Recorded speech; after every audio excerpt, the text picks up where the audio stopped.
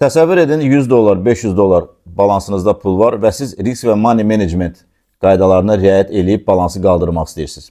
Bu, demək olar ki, mümkünsüz bir şeydir. Mümkün olar, yəni o vaxt ki, həddindən artıq bir səbrə malik olasınız. Bu da insanlara xas olan bir şey deyil. Yəni, təsəvvür edin ki, money management qaydalarına riayət edirsinizsə, balansınız 1%, 2%-ni götürəcəksə, 100 dollar balansınız var. 1 dollar götürüb 10x-dən əməliyyat açacaqsınız.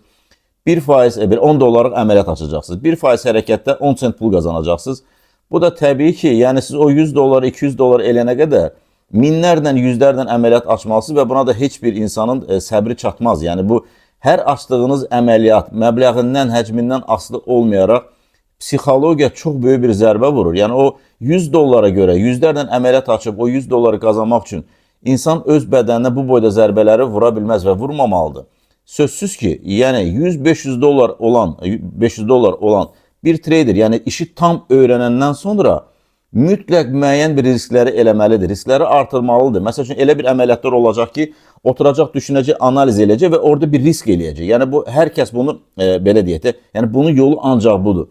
Hər yerdə isə deyirlər, risk management, money management, insan da ona riayət eləyir, yəni psixologiyası pozulur və əlində olan pulları daim etdirməyə başlayır. Risk etmək qaçılmazdır.